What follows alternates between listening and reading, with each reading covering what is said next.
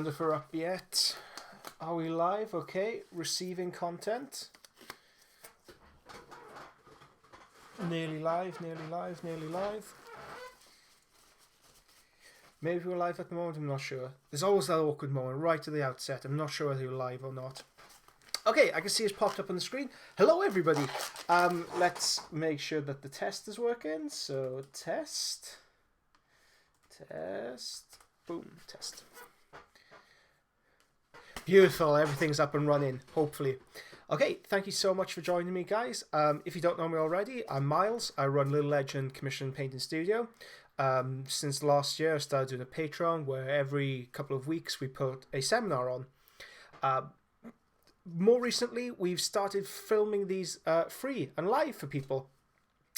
So you can, if you're watching live, you can watch it completely and utterly for free. If you want to watch this back in your own time, or if the time doesn't quite work out for you, well, there is a video available through the Patreon. You are able to review it again. So if you haven't signed up for the Patreon already, have a little look around, consider it. Love to have you on board. We have Valdo, we have Gold, we have all the previous seminars. You sign up, you get access to everything previously, all for $15, which isn't even a decent pizza. So because it's a beautiful day in the UK, it's a beautiful day in sunny South Wales, everybody's outside smashing the place up and drilling like crazy. So if you hear any background ambient noises, children screaming at each other, any murders happening in the background, apologies for that. Hopefully it won't diminish the experience too much, and I'll be able to just talk louder over life happening out there. If you're watching live, please leave a message. Please leave something on the YouTube comment section. I'd love to get involved with you guys. If you have any questions, it doesn't only have to be about this. It could be about anything in the hobby. Shoot me through a question. If I have something here, I'll be able to demonstrate. So what I'm about to show you now is actually a response to a question I got asked via the Patreon. How you go about sanding down weird little in-between pieces and the best practices for putting nights together. And I also want to show off a product that I recently discovered, which I think you guys, especially the Heresy guys, are going to really, really love. So if you haven't signed up already, look up Little Legend Studio on Patreon. If not, enjoy the video and please leave a message. Please leave something in the comment section. Otherwise, I get a bit of a weird stalkery kind of vibe. I see 7 people watching, but nobody's quite engaged in a conversation. It gets a bit creepy, and I just feel like I'm talking to myself or talking to this thing, my little baby Armiger Knight. Okay. Oh, brilliant! Mike's up already. Mike, I knew you'd be here. You should get the first comment every single time. I'll give a little prize to you if you manage to do that. How are we, Mike? Have you managed to put one of these together yet? Are you enjoying? Are you going to put any of these with your white scars at all? Right. So while we get involved with that, I have this to show you. So this is the rubbled base I got, and this.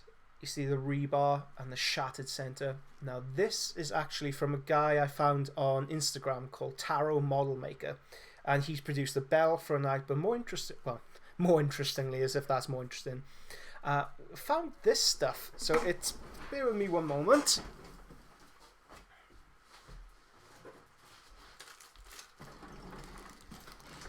It's plaster of Paris barricades that you take. I mean, you can tell the plaster of Paris, it comes away very easily. It's a very, it does come away very, very easily, so that is worth bearing in mind.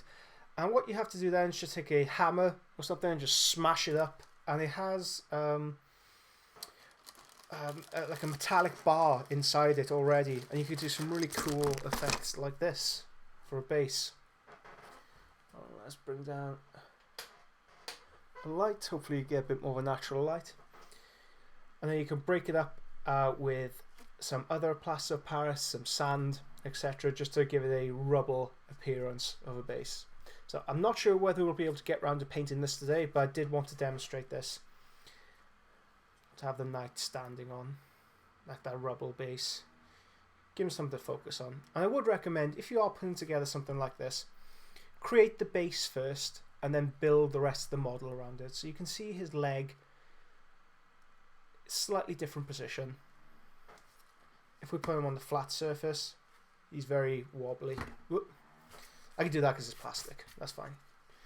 he's built to last. So Knight Armiger kit, dream to put together. If you have any experience of putting together regular knights, this will be very, very familiar to you. It just goes together, no problem. Hello Pete, how are we?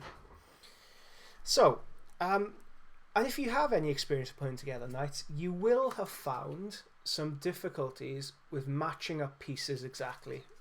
So this portion, for example, it has a seam running through it that can be difficult to remove any excess, any excess material from. If you just bear with me one moment, I will see if I can get a slightly better picture. So let's have a look at the filters. Gamma. Okay. So that should give it a slightly better picture, hopefully. Okay. When you come to this, yeah, there's slight amount here, and especially along this portion, it's a nightmare because this is exposed for everybody to see. And unless you fill it up correctly, I have a couple of bits and pieces to do under here that I've unfortunately missed, but we'll just have to pass through that for today. You have pieces like this, the seam through the middle, that can look very unnatural once it's done. And this is a solid piece of metal on the miniature, so that does need to be corrected. So what I use for this is MDP, so this is Model Display Products Plastic Putty. You can see I've used it quite a lot. So this is acrylic resin. Not going to have any luck with it coming out. With these things, it does really reward having a paper clip or something just to wind down it. Whoop. There you go. It comes out like toothpaste. You can spread this over the gap. You allow it to sit for around 20 minutes to an hour. What we could do then, so this is something I prepared earlier. Of course, I haven't just put this on.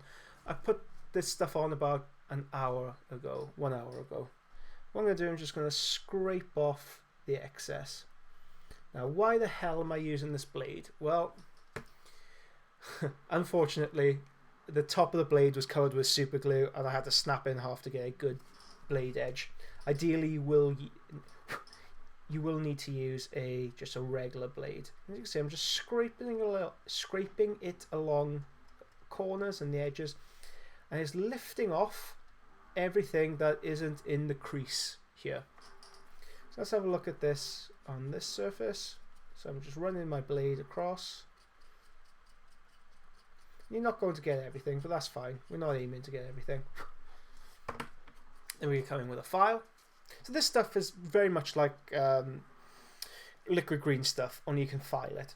I've found with liquid green stuff that it tends to bobble up and you don't get a very strong or very nice neat finish. Now when you file it up like this, it will leave some scratch marks, which will come out in the paint job unless we file it further. So I'll show you how to use another wet sandpaper called Wet and Dry, just to almost give it a buff, a final buff. So I'm going to be as quick as I can doing this, and then we can get into the painting process. So if you guys watched last week, you'll know that I'm completely and utterly obsessed by colour shift paints at the moment. So that's what we'll be using today. This is something I've wanted to do for Mechanicum since I found out about the paint sets.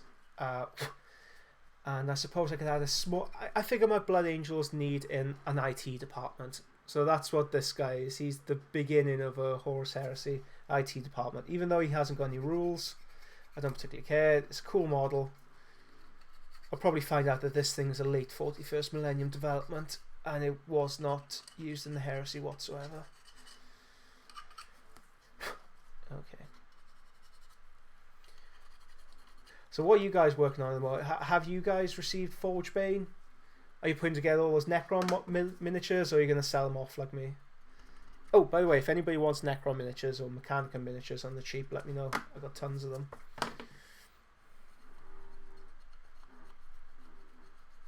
So what are you guys working on this weekend? I assume if you're watching this live, you're not at Adepticon, and you're like me, you're refreshing your feed every couple of minutes to see any crazy new stuff that's happening over there.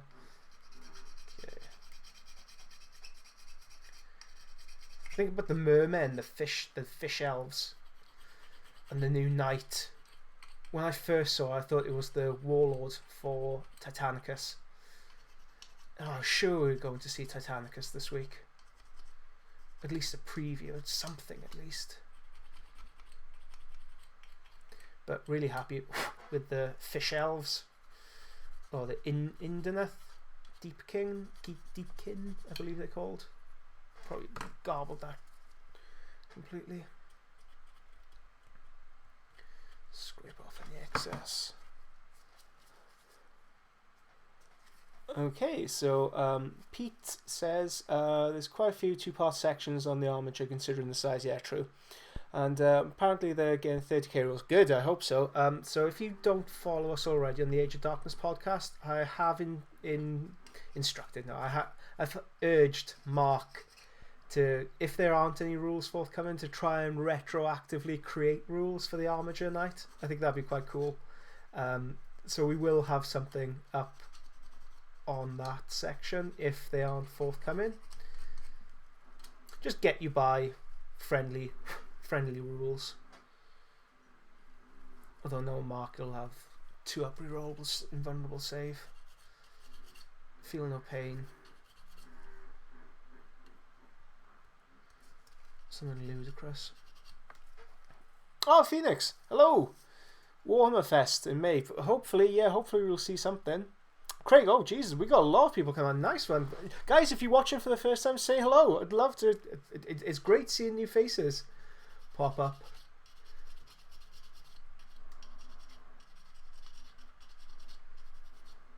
Don't worry, we will be getting onto the painted section. This is something I've wanted to show you guys for a long time, to show how to clean up these awkward bloody 2-part slips.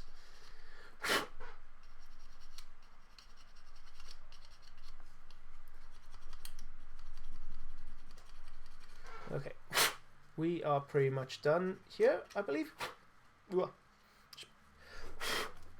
all that crap just went on my face then. Oh, got a little bit under here. So how do we go about buffing out this area here? Well, you can buy stuff called wet and dry sandpaper.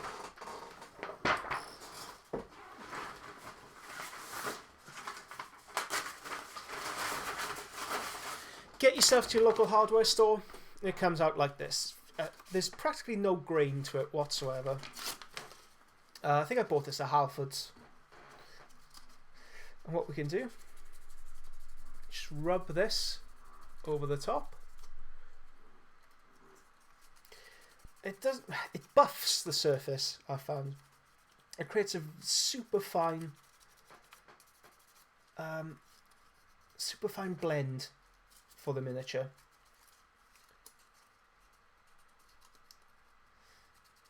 Some of these areas can be a bit more difficult to get than others. But take your time. Once it's done, it's done. You spend 5-10 minutes on these extra little processes to get it right.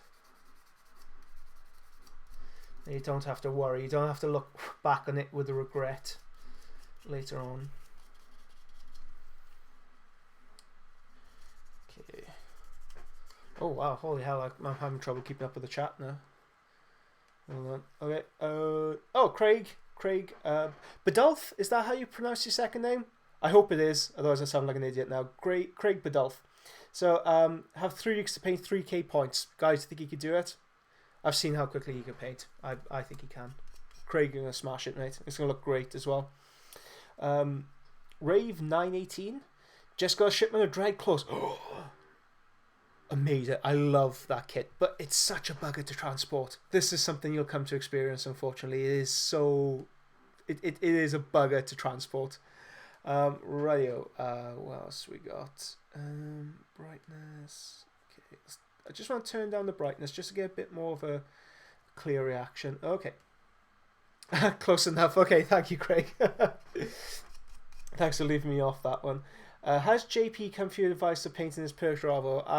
I've given him advice. So I was actually at a course with him out in Canada, and we did go through how to paint his Iron Warriors. And it's that classic problem people encounter once you do a course. You've kind of upped your game a little bit. You've learnt new techniques. You look back at your old stuff, and you kind of have that dilemma: do you go forward with the new skills you've learnt, or do you lean back and paint your stuff like the rest. So I think he's yet to decide. He's just bought a load of Man of War stuff. I swear to God, we're moving away from... More and more, we're moving away from Horus Heresy as the subject of our podcast and more into just random crap JP buys this week. Which isn't a bad thing, because I love Man of War. I have a Dark Elf fleet somewhere. So I think we may have to diversify. Classic games, classic defunct games. We could cover dead games. I mean, we're covering Horus Heresy. Yeah, I said it. I don't believe it. I'm just winding you up, guys.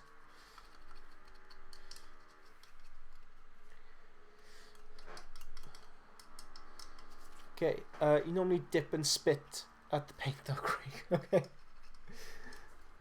Okay, so this is the night. I'm pretty happy with that night. I think that... Oh, let's zone out a little bit more. Oh, you can see the surroundings. Excellent. Okay, so let's actually begin to paint this guy. Unlike the Games Workshop instructions where they want you to keep these so you can move them, I personally like gluing everything together to have one strong stance. So I sacrifice maneuverability of the kit for a strong stance. So if you see none of these moving, that's the reason why I do it. I don't like moving bits with the miniatures because once I've painted them, I don't want to run the risk of clipping anything or anything chipping later on down the line. So hopefully I've buffed that out enough. Hold on, I just need to get the underneath here.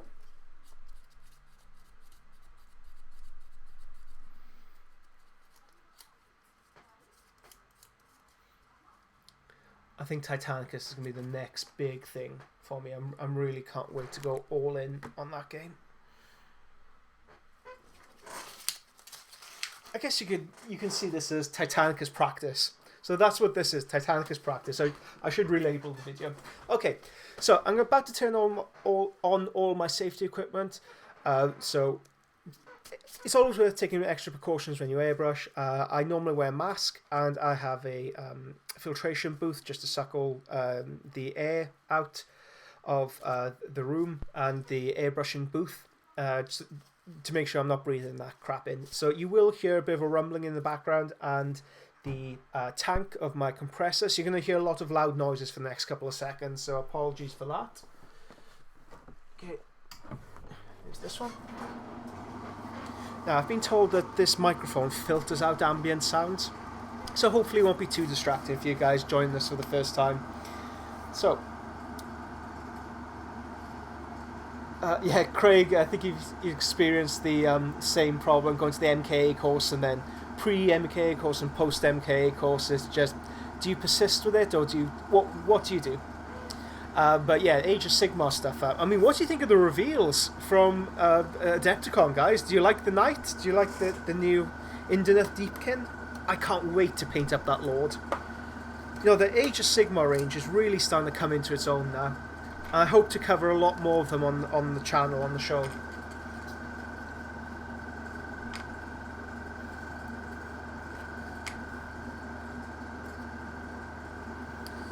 Okay, so with the knight, I've left all the extra parts off, so I've test fitted them to make sure it clips on okay. Oh, come on, there you go, clips on. So I know everything clips on okay, and I can airbrush these separately. So I'm going to pop these off to the side. I'm going to concentrate on the body. Just notice his leg is starting to come away.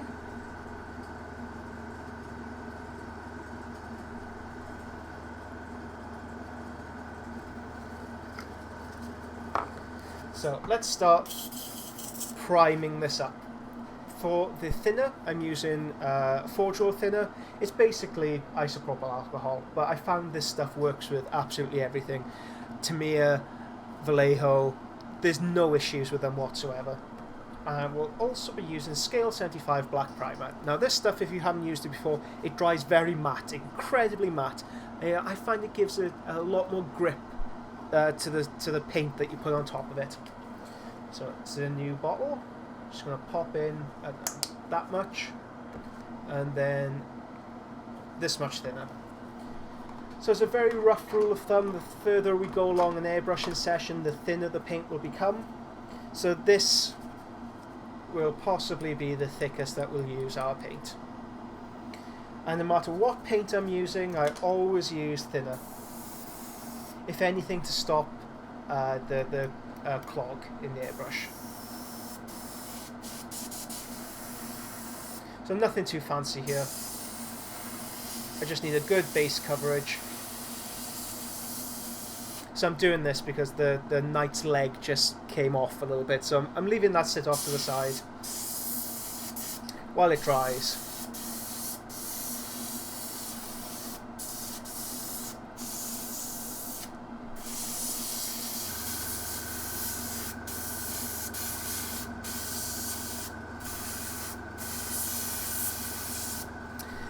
And I can see this model being a precursor to what's coming up next month. So we are going night crazy next month. We will be having Rust Part 2 and the video tutorials. And we will also be having a full tutorial on a House Viridian Knight. Knight to Tropos. And I dare say the PDF will be Knight related, or Armiger related at least. And we may even be able to get it in House Malanax colours. Because I know that is an incredibly popular house, especially with 30k players. And people do struggle with the colour scheme. So why not show you how I do it? Okay, so that's the base coat for that done.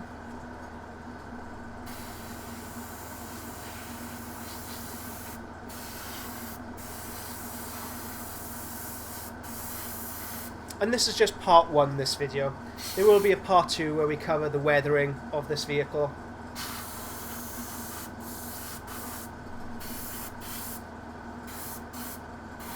Because we can't have a clean night. That's far too boring.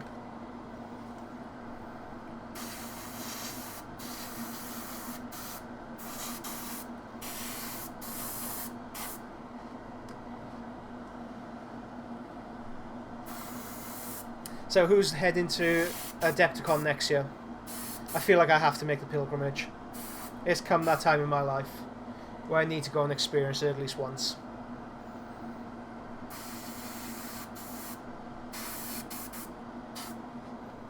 Anybody fancy coming along with me?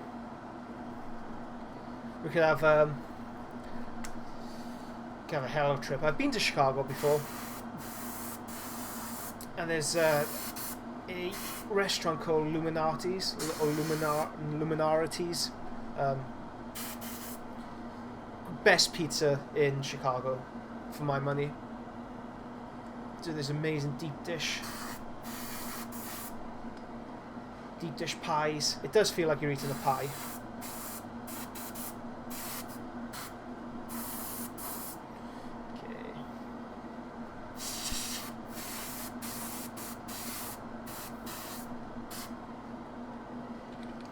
So I think this video is going to run a little bit longer today, purely because of the nature of the night. I had to do a bit of cleanup.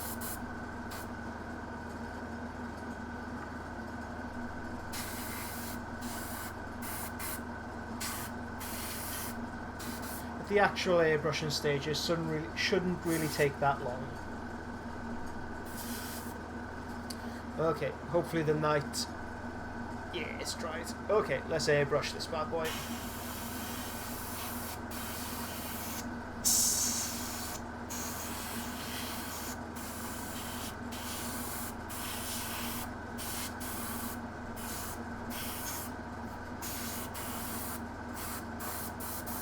So I wondered, any of you guys out there, if you followed 7th edition and you like 8th edition and you follow the rules, what rules would you give this knight? How would you place this in 7th edition? What would you come up with? Oh, just run out of paint.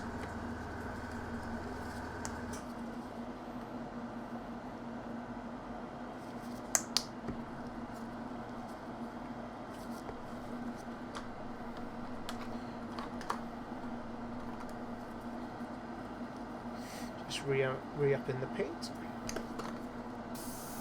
Oh, of course. Live on camera, I snap his leg off.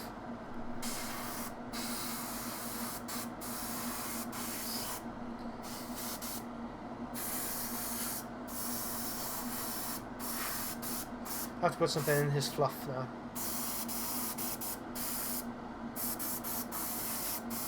Maybe he walks with a limp everywhere.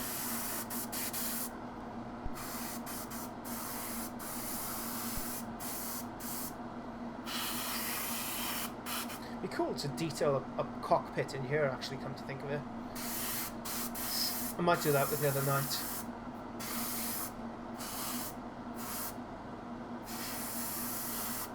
I have to say, when I read Mechanicum for the first time, and they talked about knights, I imagined these. I imagined smaller scout class vehicles.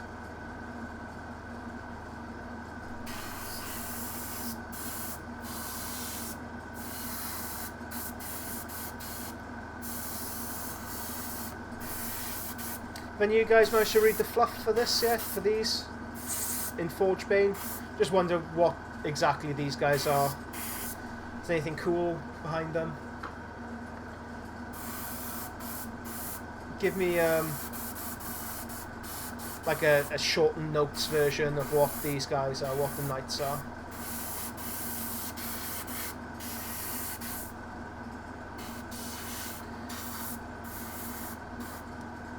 Because I only got Forgebane this morning from the local post office. There you go, let's glue this back on.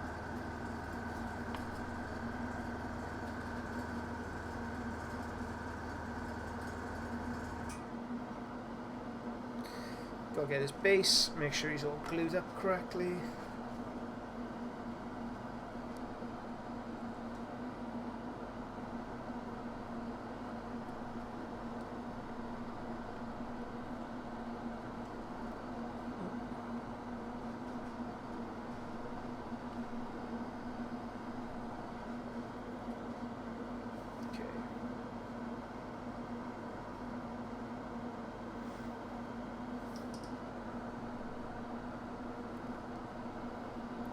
Oh no, I'm having a bit of a nightmare with this guy's leg.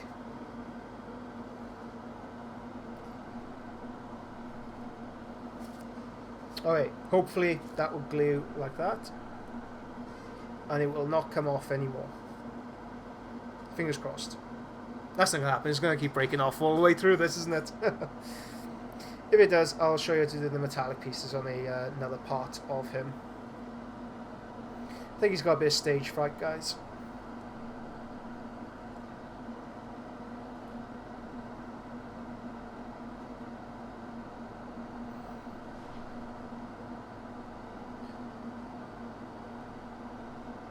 Okay, let's pop him off to the side. Hopefully he can repair in time. Okay, let's empty this out. So I'm using Medea airbrush cleaner, just shooting it straight into the cap.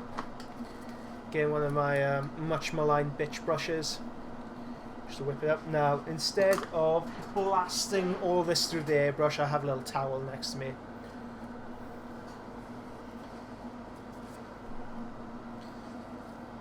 My working towel. I never disrespect towels. You treat them right, they treat you right. But brushes, oh, that's a whole other story.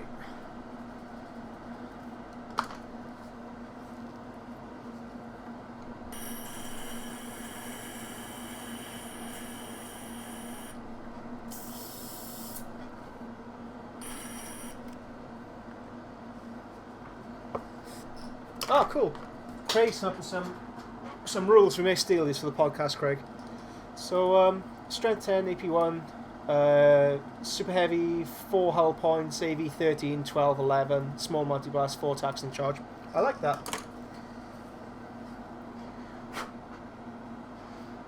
I like that very much. Okay. So, for the knight itself, the chassis, what colour are we going to do this? Well, I had the idea of doing it in white and a colour shift paint. So I want a white line right down the centre, and then the rest being in the colour shift paint. So for this, one of two ways of doing it. We can either do it white first and then put a line down the centre, or vice versa. I think the best thing to do would be to... let's have a look. Let's have a look at the thickness. I think I might do the white first and then...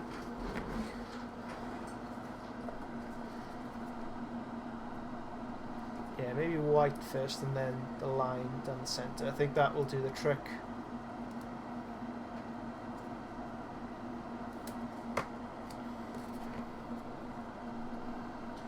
Something...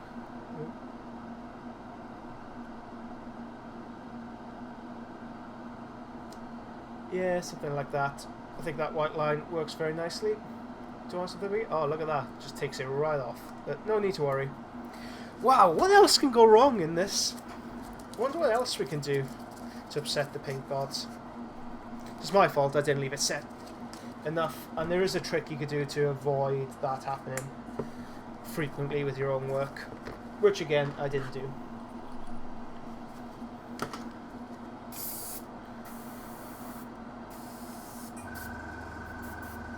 Slightly too thin.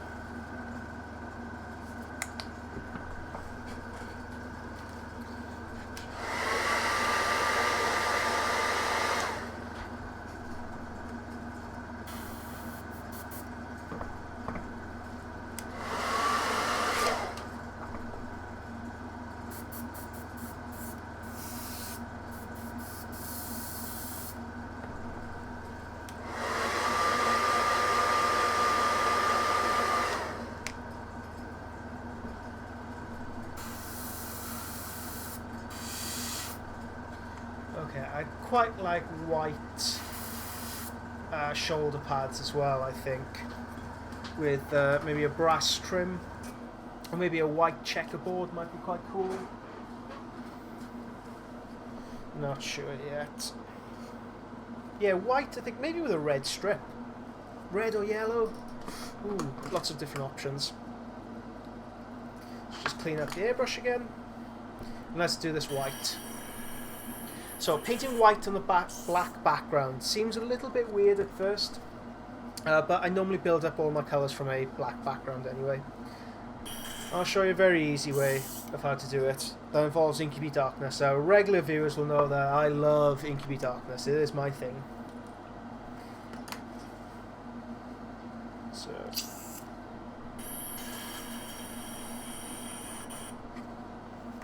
okay, let's do the white stripe down here. So for this, I will have Abyssal Blue. Actually, I'm not going to be using Inky Darkness. Well, I've built it up now, Inky Darkness. Let's go with something different. If you're regulars, you'll know how much I love Inky Darkness and how I normally go about building up a white. But let's do something different, purely to show that there is life beyond Inky Darkness.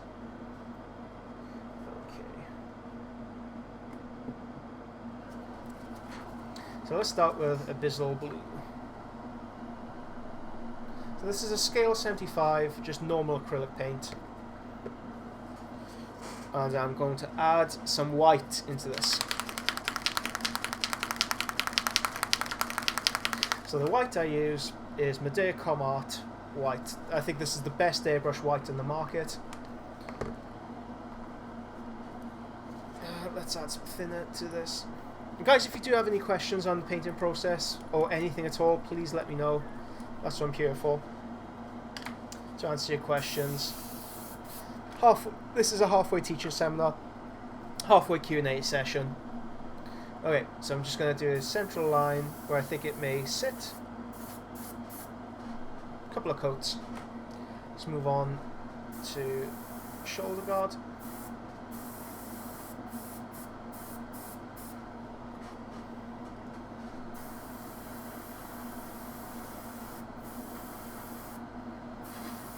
Oh, a nice even coverage on the both of them. I'm going to hit it with a hairdryer.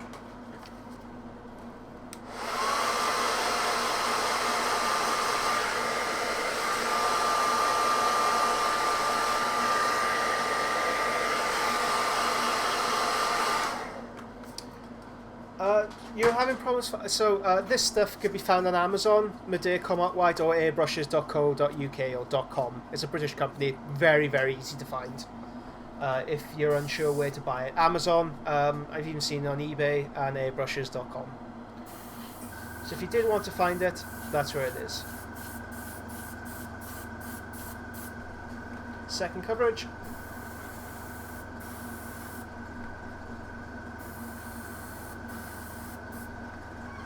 Blast this with a hairdryer again.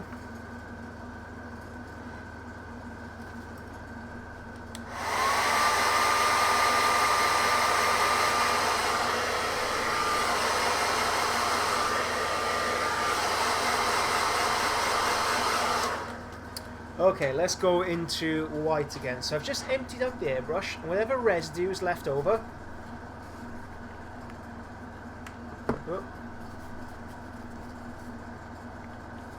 that's when we're going to add the white.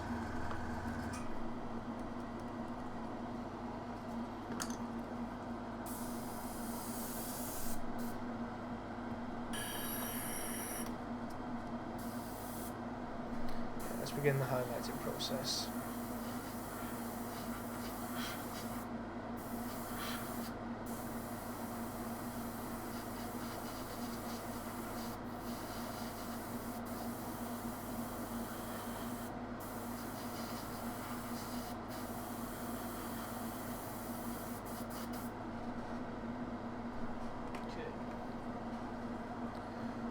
So let's zone this in for, whoop.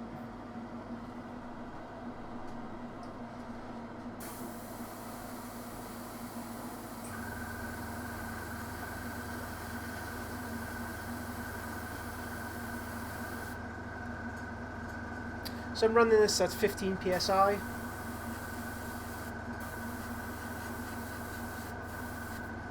I'm keeping the airbrush back so far. I'm just going in small circular motions to build up the highlight.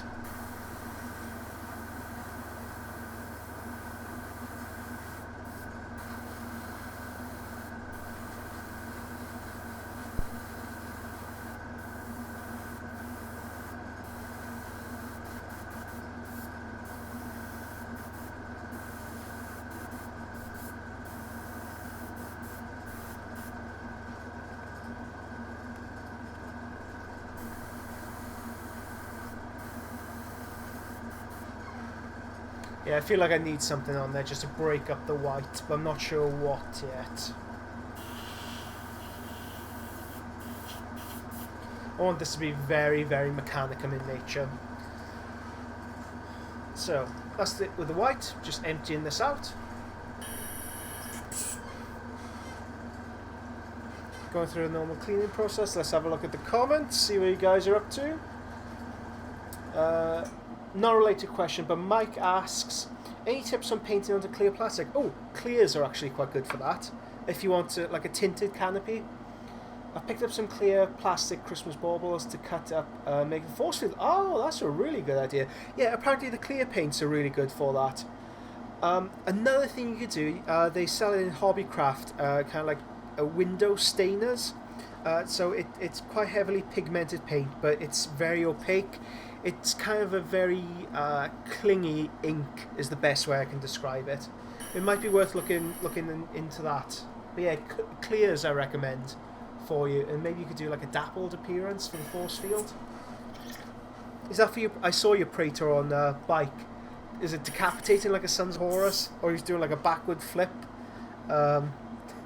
with shooting the bow? It looked incredible.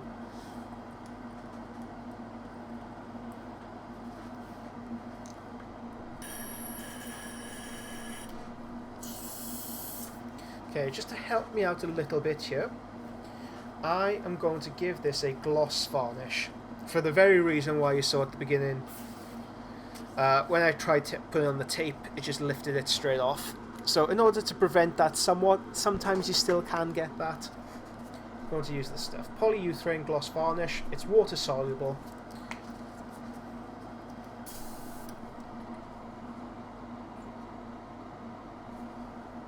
Just going to add a touch into the cap. Small amount of water. So still Pembrokeshire. other waters are available. Just add a spare bottle next to me. Okay, let's mix this up.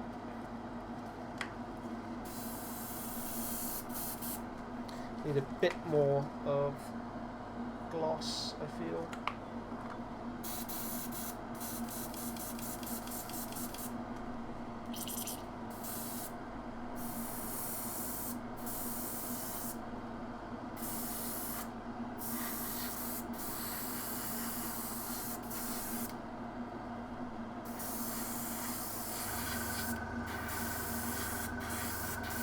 I actually like the entire central strip being white. I may not use this stuff. I may use another masking material. So I really like the look of that. Okay, so let's allow that to dry off in the corner for a moment, and hopefully the knight is behaving himself now. He's not going to break or anything strip off for the rest of this episode, for the rest of the lesson.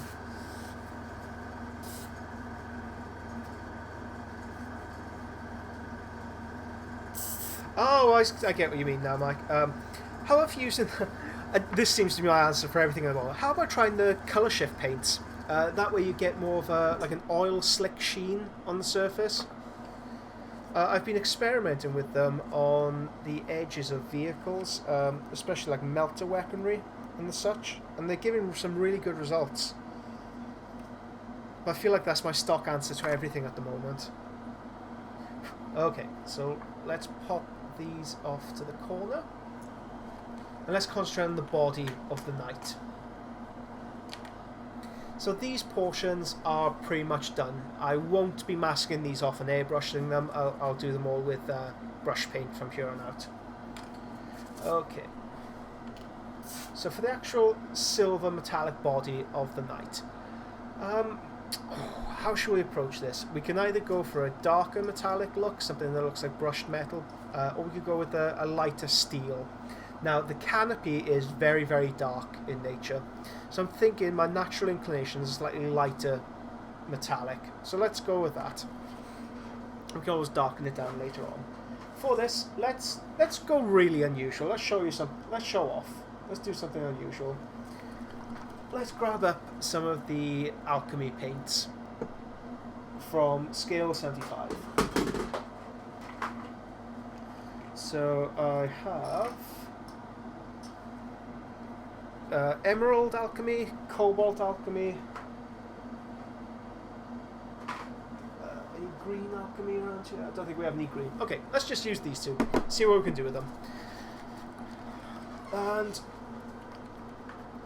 I might be tempted to go with these paints as well. So if you haven't used these before, they are absolute joy to use. So give them, but they do need a damn good shake. So let's give them all a damn good shake. Dark, okay.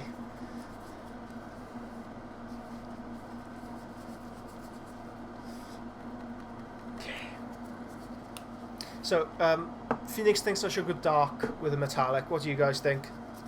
Dark or light? Give it a couple of seconds before I go ahead.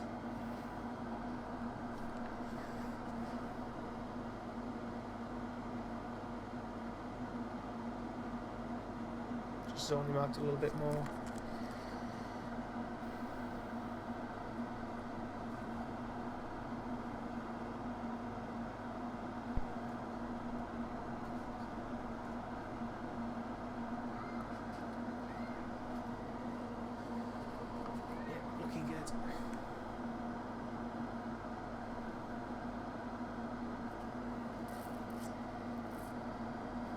One of each if you have to. Phoenix, you are greedy. You are just plain greedy. Okay, let's go light. So, emerald alchemy. It's a very unusual colour. Why the hell are we using this on our knight? This is gonna look Eldar technology. Why are you doing this? Stop it, stop it. Don't do it. I'll show you. I'll show you why we're doing it.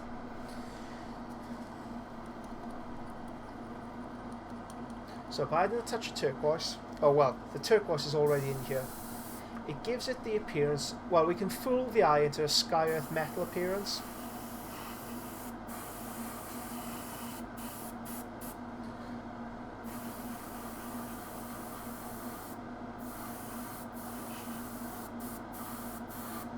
So having that slight pigmentation right from the very off, it gives us some movement. It gives us a lot of wiggle room.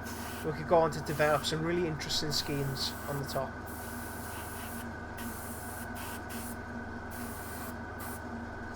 So I'm not sure which areas will be which at the moment. I can break up the silvers later on. But for this portion, I just want to give a generalised spray.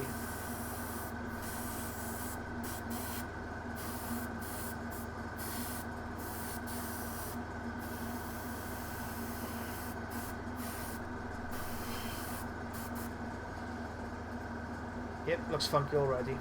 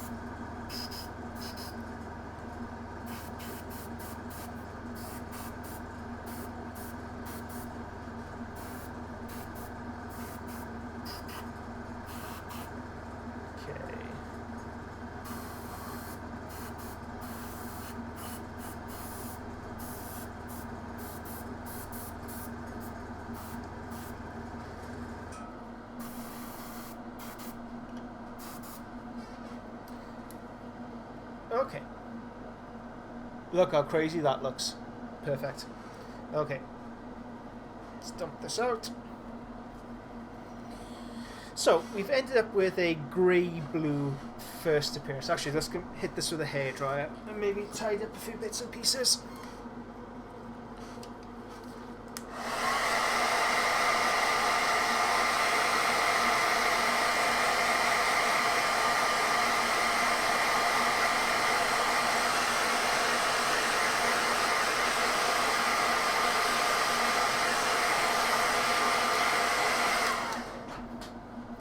Okay. Just a few inconsistencies here and there. Give it a once over. Okay. Let's hit this with the cleaner.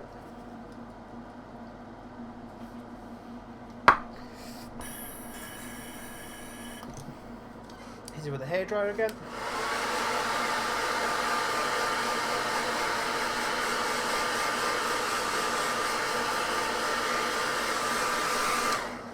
Okay, that's good. So I want to go with a darker shadow now. So I'm using burnt iron, which does have a tiny amount of brown in there.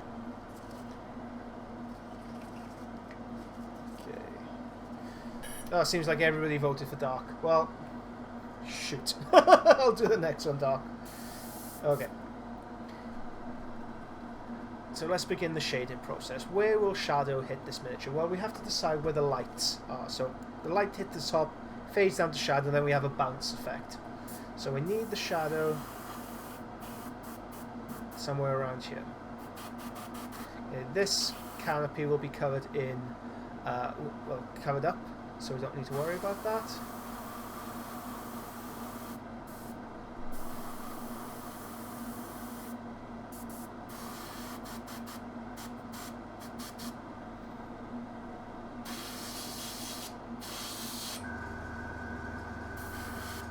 Okay, these knees will be exposed. Actually, will they be exposed? So that goes on. Oh, kind of. Okay, most of it will be covered up. So one of my favourite tricks for these portions is not to highlight in a linear fashion. You can see where the light naturally hits. So I'm just going to put a shadow across here.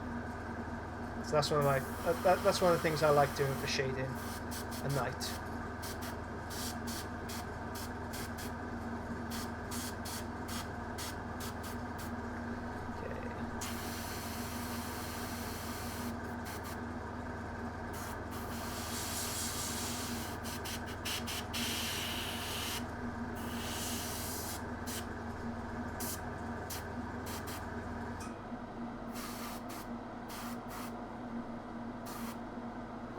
See, there's no gap in between there now. Cover that up entirely. Okay.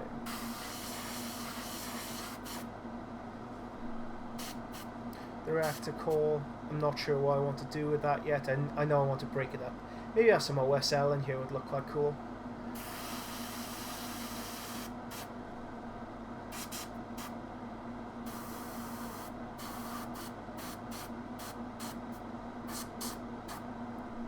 Okay. I want the mechanical aspects of it to look slightly more menacing. A lot duller. Hold on, let me whip you out because you're not seeing most of what I'm doing. Okay, that's better.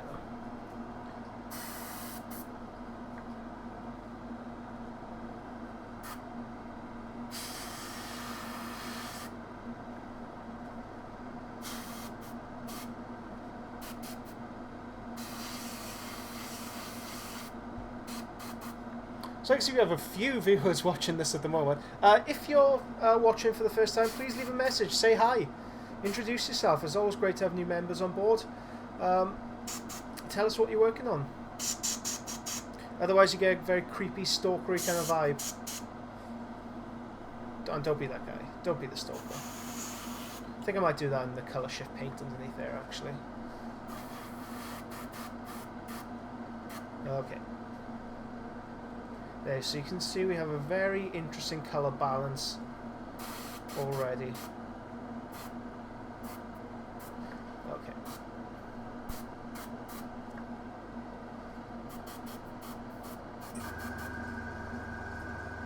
Yeah, I'm not quite sure what I want to do with this yet, the power mode, power nodule.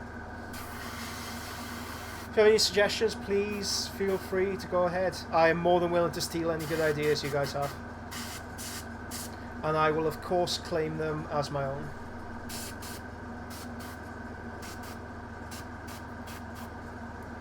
Okay.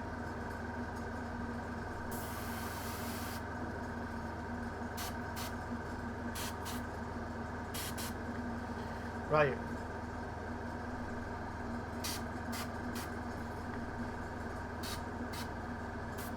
Okay, there you go. First coat done. Just leave him there. Any other aspects of this need a bit of silver? Actually, his gun, his side gun, could do a bit of action. So I've just airbrushed that off camera. Nothing really that interesting to see. There's this annoying little bar as well. Okay, one coat, that's it. That's done for him. Okay, let's develop the shadows a bit more, because at the moment our shadows are nice, but they have a silver reflection, they have a metallic reflection on them. We want to get rid of that. Whenever you work with metallics, I've found it's really pleasing if you actually have a matte shadow. And for this, you can just use regular paints.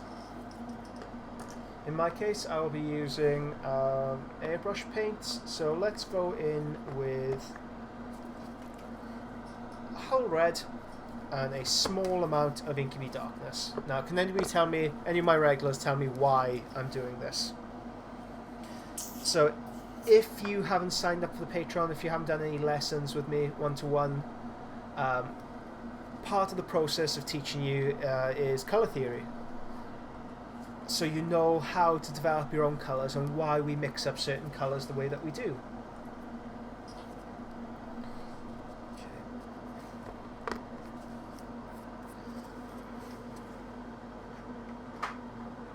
If you were interested in taking lessons, more places will be made available at the end of the month. Please let me know, because there is a waiting list and places do go very, very quickly. So if you were thinking of interest in developing your own skills, learning more about colour theory, brushwork, airbrush work, the reason why I'm doing most of this stuff, shoot me a message.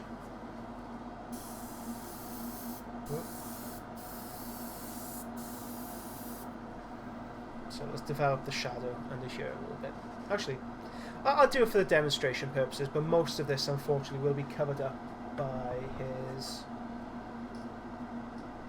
So all this nice nuance we develop in, it's going to be for nothing, because it will be just covered up. But you guys will know what's there.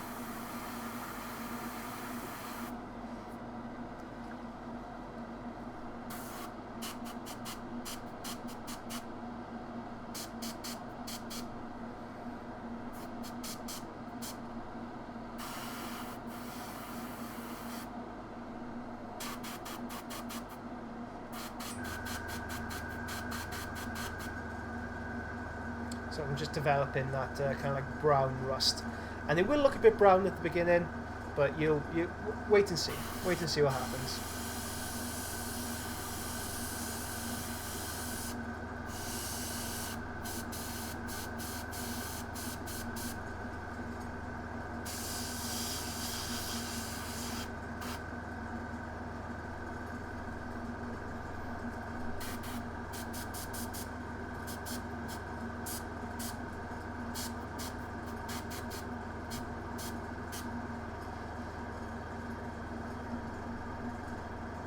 Oh, Rich, how you doing? Nice to see you. Yeah, our clocks have moved. So what time is it there in Japan? There's a ridiculous o'clock. So Rich is one of my students from Japan.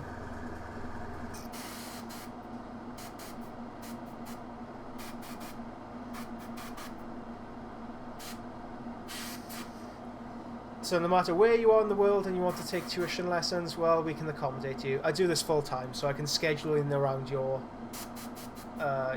best time.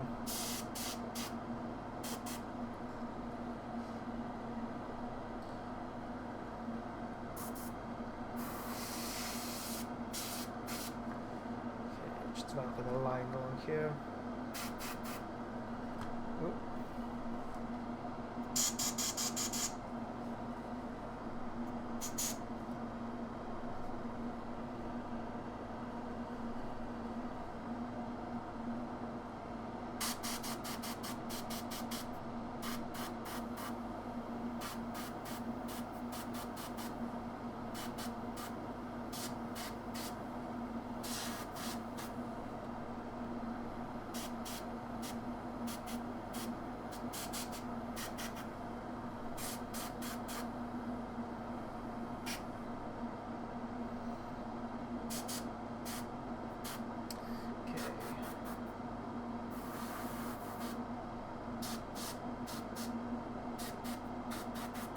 So the underneath here needs a little bit more detailing than I'm able to do with an airbrush initially.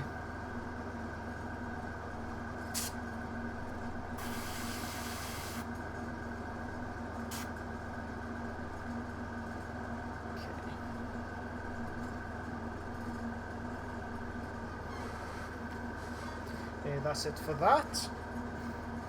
Clean up the airbrush, and now we're moving on to blue. So can any of you guys tell me why I'm overlapping brown with blue for the shadows?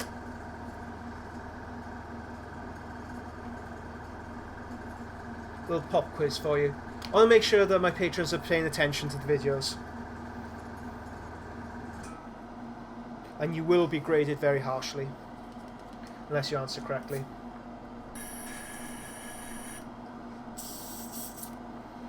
I'll come round your house when you're sleeping and punch you in the mouth and then run away. So that's the kind of service I offer, the dedication to each and every one of my students.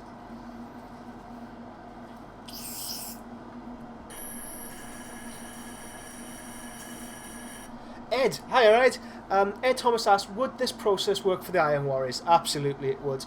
I probably wouldn't use the initial metallic layer. I'd probably use something a lot more desaturated, something that doesn't have as much colour in there, but the overlapping of the brown and the blue will certainly work, yes.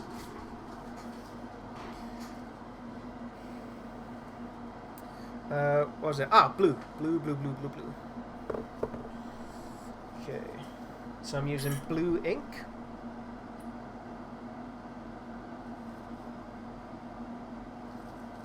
With a small amount of black. Just tiny pinch of black.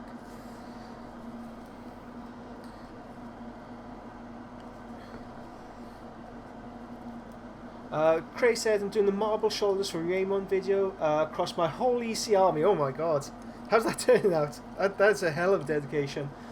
Developer hate for VMA white. Yeah, it's horrendous stuff. The Vallejo range is excellent. Most paint ranges are excellent, but each one has dead rubber. Games Workshop white, I won't touch. VMA white, yeah, it's horrible. Buy this stuff if you're airbrushing any kind of white. Okay. So let's overlap this. So let's concentrate on here on this piece that will be covered up completely. It's a very small, thin layer.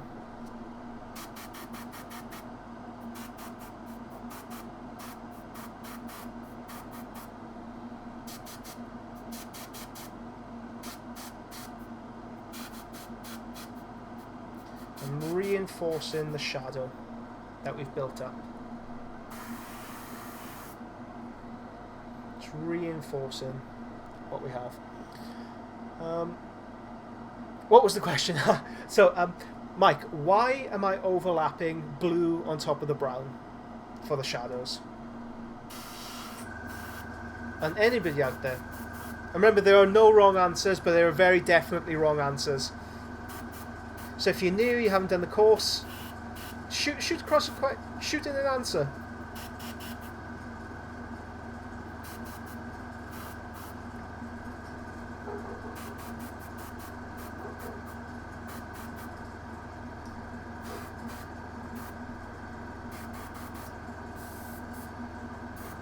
So at this stage, I'm reinforcing the shadow. I'm overlapping this on the brown to give a deeper shadow without resorting back to black, pure black. And that brown gives it an oily sheen as well.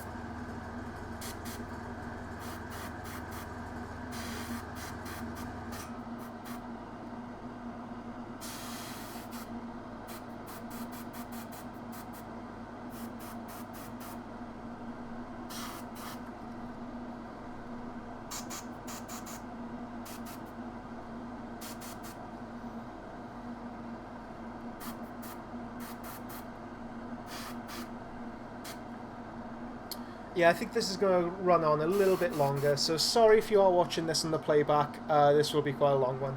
But all the guys joining live, anybody joining in now, strap yourselves in. Are you working on anything at the moment? Are you guys hobbying alongside me? Are you painting alongside me? What are you up to right now? Or are you just intently watching what I do?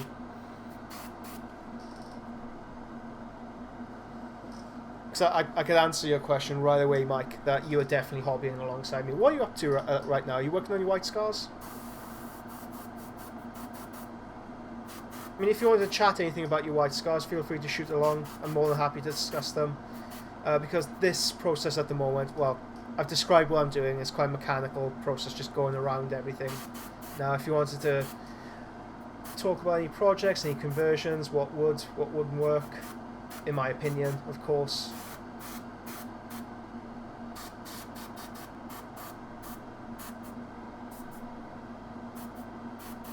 Is anybody starting a new army? Anybody doing anything interesting with their own stuff? I know Craig, you painted up a bazillion points of EC.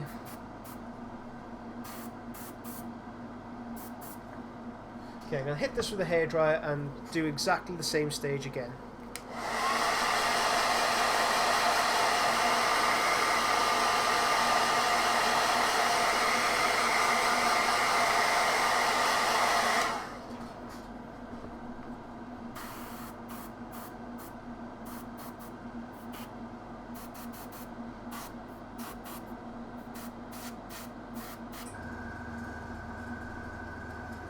Trying to darken down that shadow. So Ed's marking A-level papers. Oh no. Are they causing you to despair, or are they like, oh okay, those kids did learn something?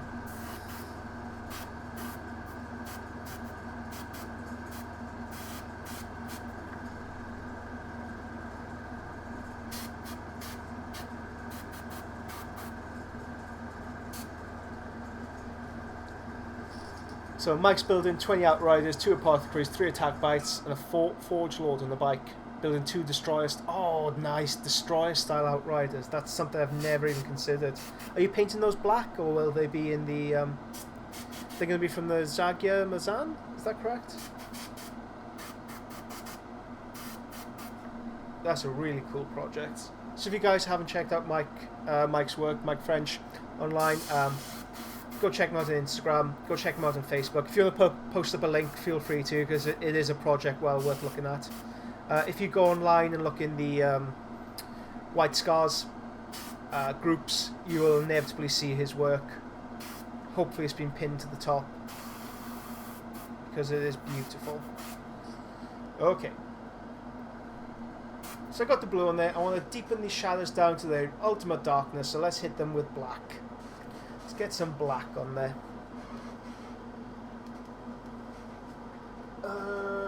Where's my black ink? Black. Black.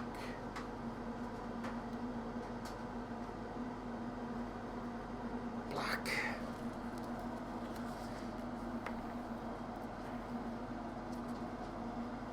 So if any of you guys remember the Fast Show, there's an artist on there who, whenever the concept of black, or whenever he thought to include black in his work, he just freaked the F out. I'm not sure I can swear on YouTube, so I'm going to avoid it. But yeah, he would freak out. And just trash his canvas, put his fist through it. Black, the colour of death, the colour of night. So if you haven't seen it, you don't know what the hell I'm talking about. But it's very classic British comedy. Okay, so got black.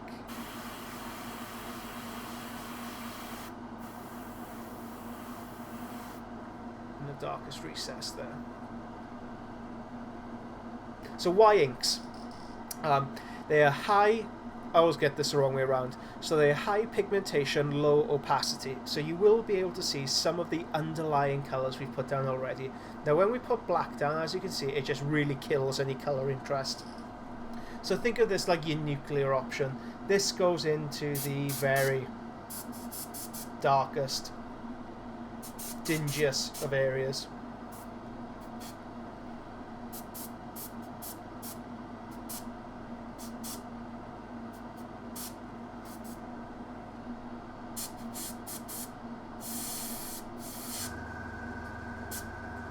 Okay.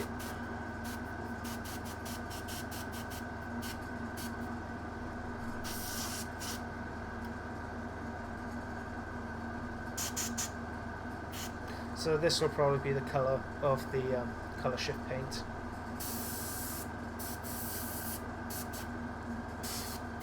Line across there. Here. Here.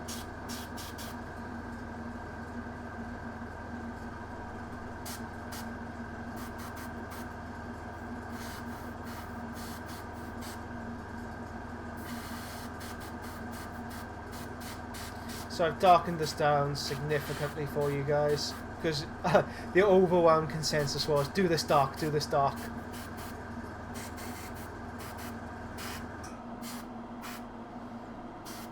So let's darken this down. Okay. I think that's plenty dark enough for you guys. There you go. So let's add the final highlight to this. And I would say pretty much the body, well, the airbrush work for it is done. For the main body. Where's my brush? Just emptying this out. Okay. So, airbrushing. Oh, so Pete's airbrushing his own Armigers. What colour are you doing them? What stage are you at? Love this kit. Super quick to put together. Very easy to airbrush. I mean, you've seen them already. People have been posting up online. Left, right and centre. Such a quick kit to bash out there. Okay, so let's get a lighter silver. Let's... Ooh. Oh, let's go dark aluminium.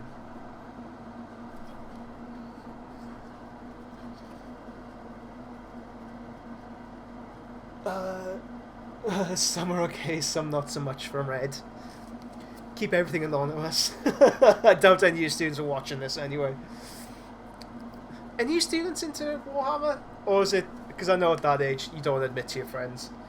So are some like still in the closet? Do you have like a Fight Club style Warhammer ring? Okay. So this will go, let's have a look what this looks like on the highlight. So it's quite dark. Actually I want this slightly brighter. Dark aluminium's too dark, so let's just mix in some aluminium.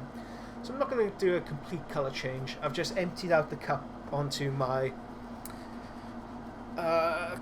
not cape, the towel. Should I start calling my towel a cape? That's weird. That's weird. My mind instantly made that connection.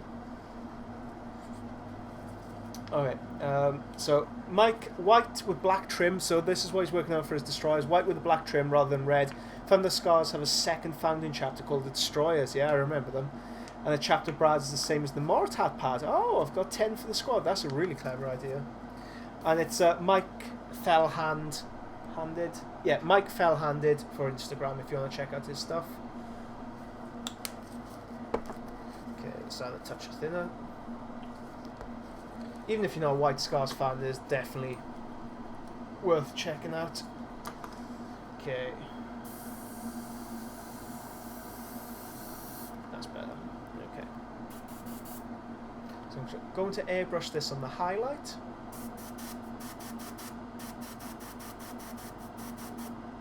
So this has a dual effect of desaturating the initial colour we put down. So we're desaturation. We'll go through it in another lesson, but if you want one-to-one lessons, we can definitely go through it there. But take it from me, we're desaturating the colour. So bringing a bit more of a neutral tone. Oops.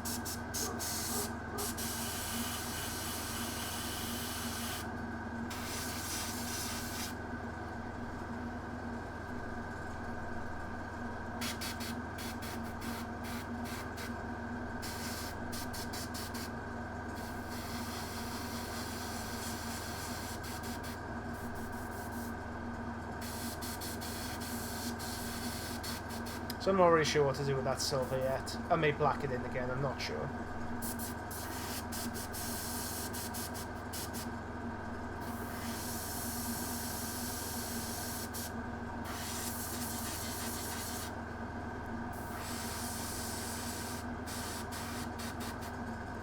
Has anybody read the Forgebane fluff yet? I started reading it before it came out. Interesting stuff.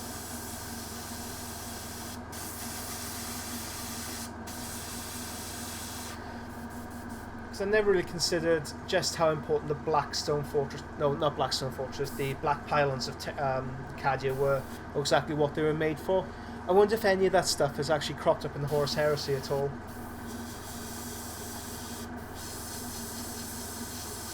Technology that could inhibit or even enclose chaos entities.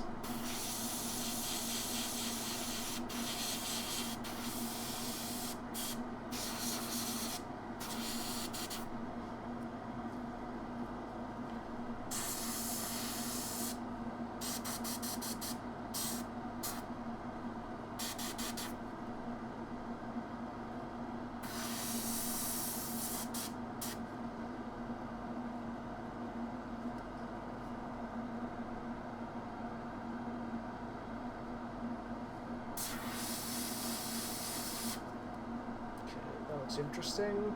Good range of values.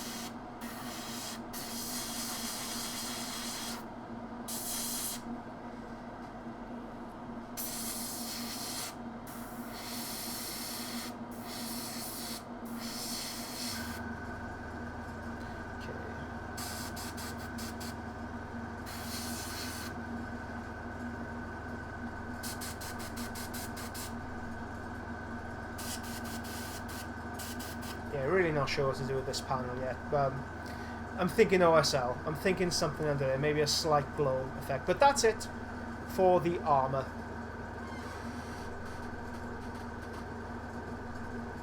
The majority of the armour. I will be hitting this with oils next week, and I will be hitting it with a dry brush layer, but that is essentially how I do that. Now, let's move on to the colour shift aspect of this.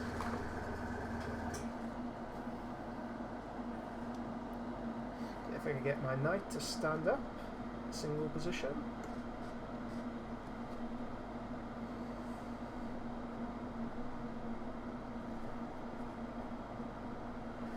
Damn difficulty standing up on his base at the moment.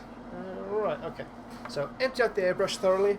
Now the green stuff will paints do recommend that you apply these on top of a gloss surface. I demonstrated that last week with the Venom and the Dark Elder. This week I'll be demonstrating it on a matte surface, just so you can see the difference between the two. I've experimented with this, so this isn't just me going half-cocked, deciding on a new project to see what will happen.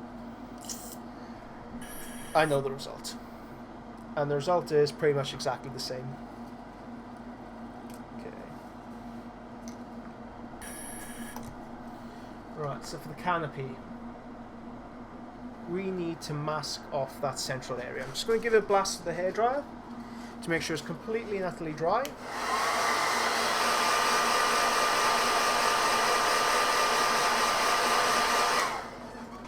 pop that off to the side for a couple of seconds, and then I'm going to paint some of this stuff over the top.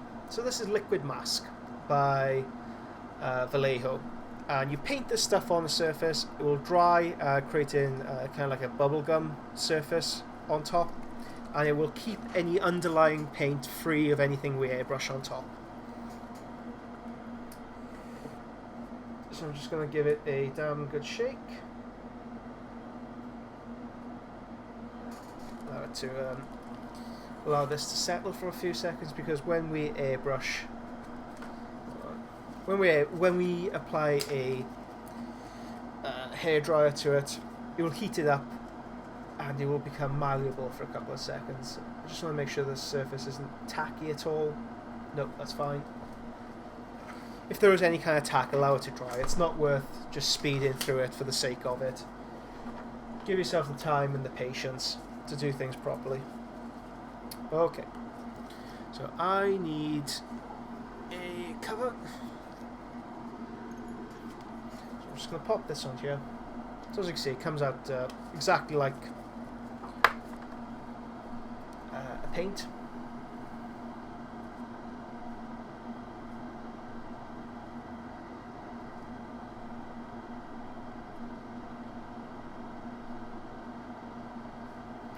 I want to keep the central column.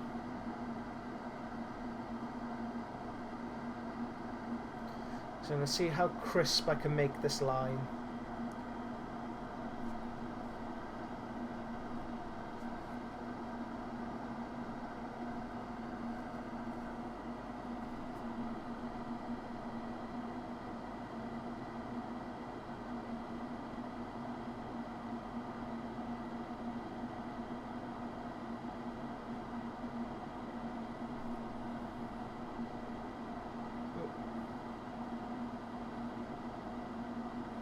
Sorry, I had to concentrate then.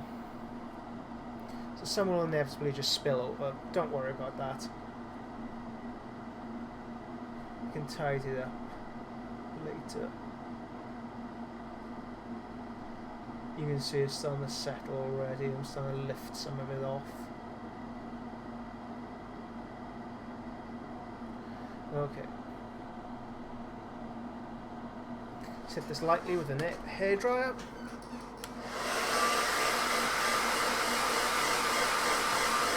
So I'm not holding it very close to the surface. I don't want this spreading everywhere. I'm just dusting it from afar.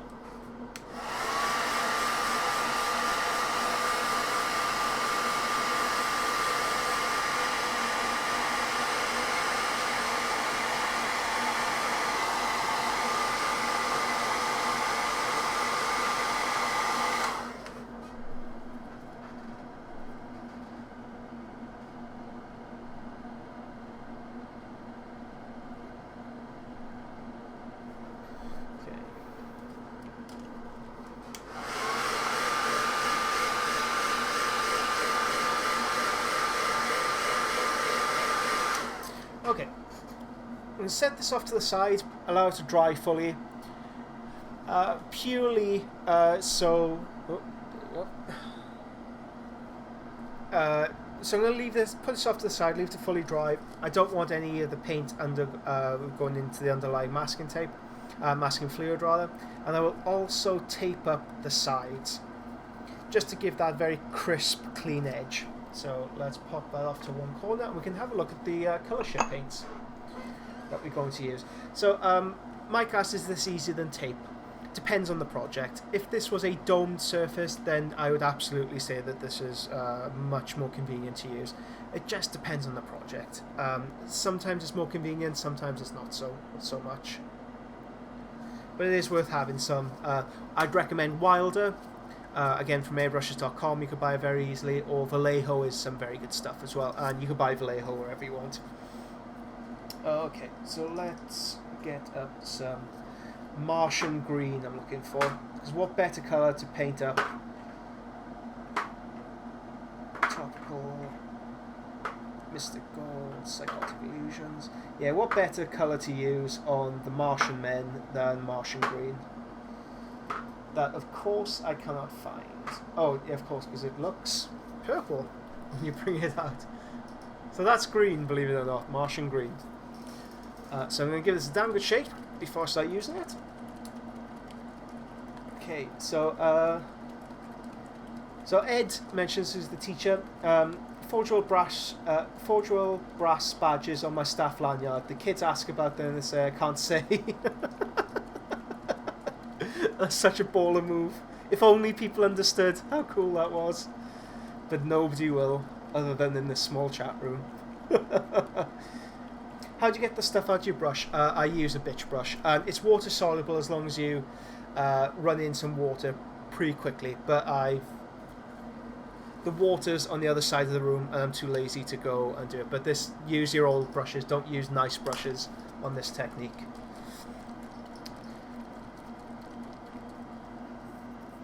Yeah, you can just wash it out immediately. Okay, so let's have a look. Actually, I can show you a very, very quick tutorial on this as well.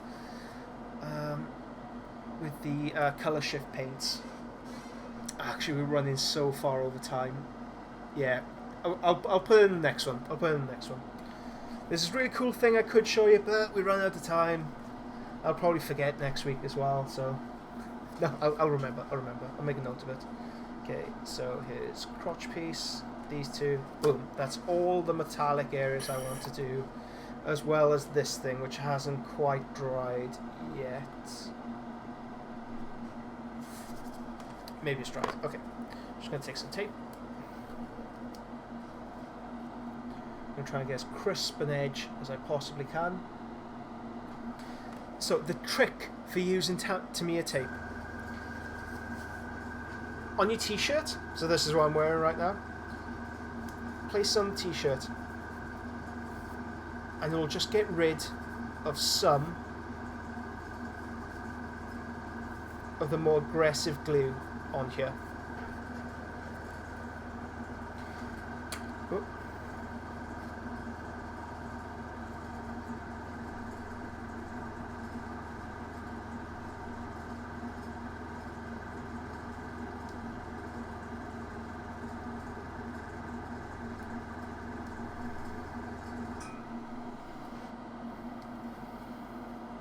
There's no chance of that lifting off the white underneath now.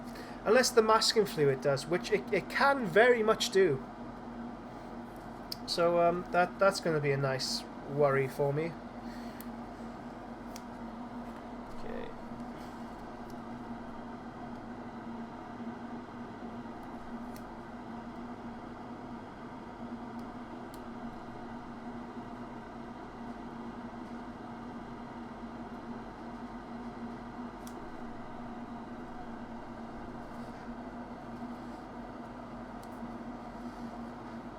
Nice and neatly masked off. Okay, Martian green. I want all the armor plates on my Mechanicum stuff to have this colour shift paint. And this is the only colour, the only paint range I use without adding any thinner, because it quite simply doesn't need it. Okay.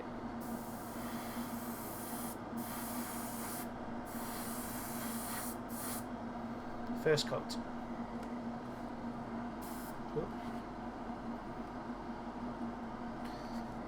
So there is a way, if you get some blue tack, stick it to a surface, let's pop it on top of the inky darkness. There you go, that's how you mount things up very quickly.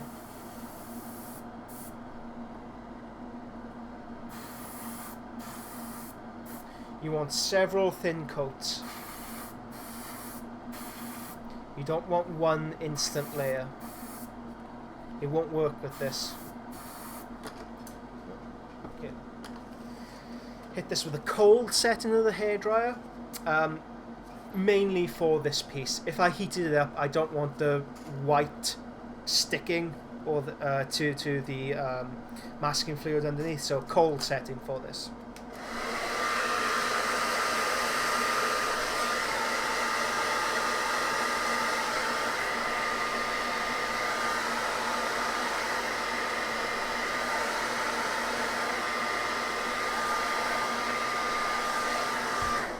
Okay, next layer.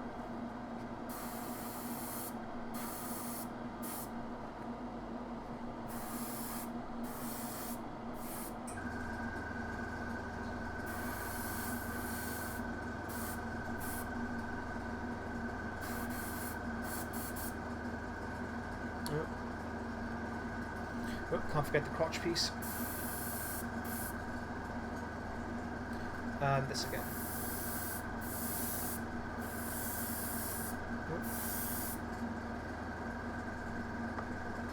Hairdryer again, cold setting.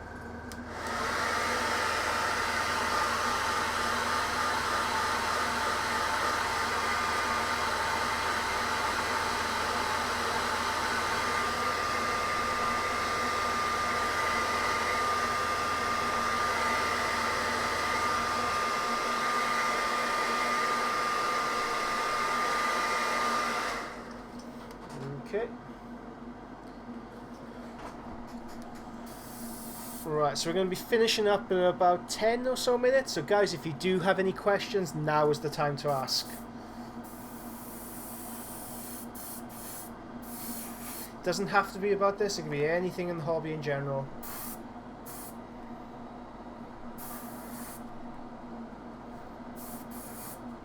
So 3 light coats of this. And I'd say that job's a good one.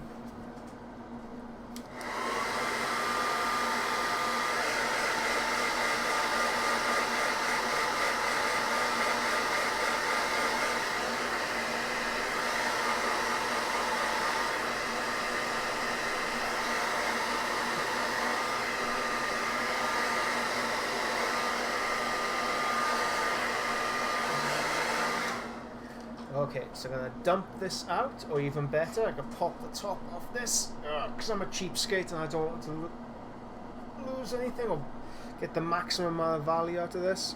Pop this in.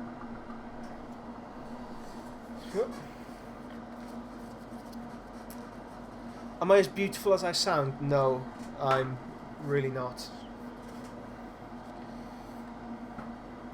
It's the accent, because abroad I sound exotic. I sound. I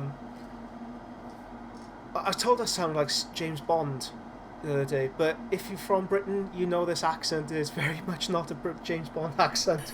It's kind of like a very bumbling accent.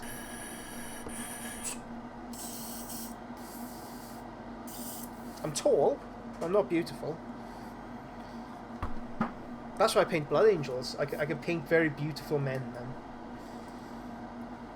And elves, space dark elves, psychotic dark elves.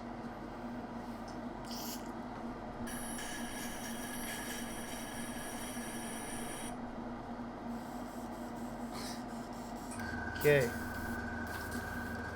So what we need to do now, we could very happily leave the color shift paint as it is, but I want this to be a darker appearance. I want this to almost be reminiscent of iron hands, the traditional Forge World iron hand scheme. Now they use smoke on top of this, but I believe that my smoke has dried up. That is one of the unfortunate things with Tamiya paints. They do have a very short shelf life, and they dry up very quickly. But not to fear. We have Nuln Oil. We will be airbrushing this. So airbrushing washes, one of my favourite things in the world to do.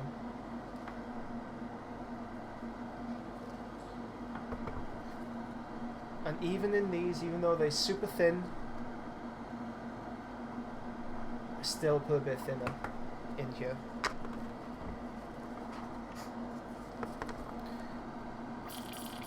Ooh.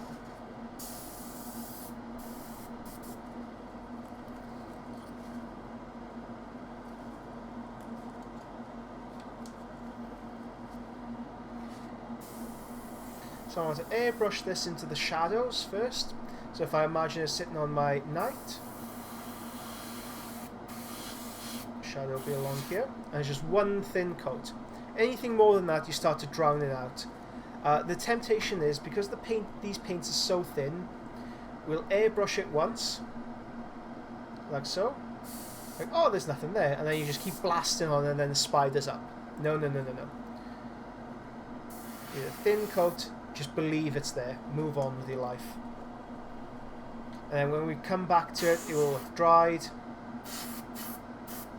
Oh, there's a hair across there. It will have dried, then we could build it up in layers. So that's the reason why we need to allow everything to dry and come to a standstill before moving on. I've brushed my hand against there, so decal's gone. There was some kind of design or some kind of weathering. There are no mistakes, just fortunate accidents. Okay, gonna hit this with a hairdryer again. Cool setting.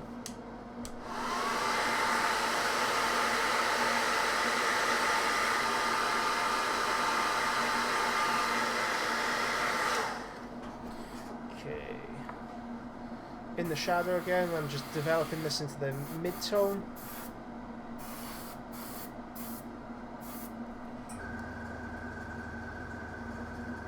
Probably do this 2 or 3 times. You know what? I'm going to even add some black into this.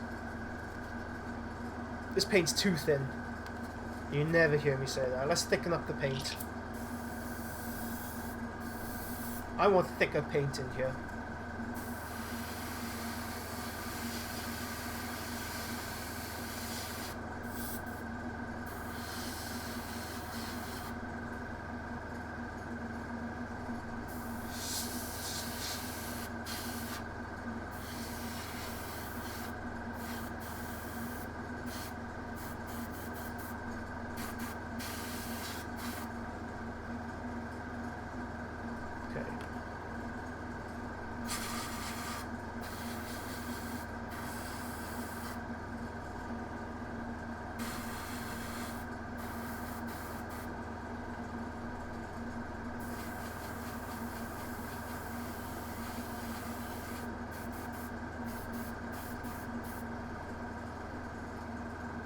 Nope. Camera's gone a bit skew-iff now. Now focusing in. Okay, and that is it. Now, the final bit of this mini tutorial, and this will be continued on in the next session, possibly next week. We have the most gut-wrenching part of this. Now, will the white come away? I'm taking bets. Do you think the white will come away? Do you think it will split? Do you think it will come away with the masking fluid? I hope it won't. Gently. Oh, so gently.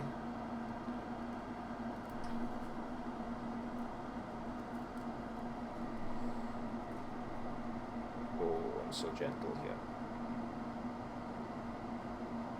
Good white, come on, respect me. Oh. Okay, let's take off a little bit of it. Here.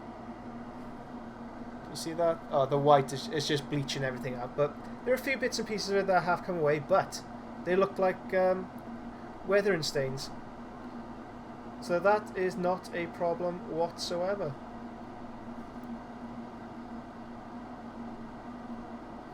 I'll call that a success. Okay, so let's have a look what he looks like with this carapace. Yeah, he's looking good. He's looking like something.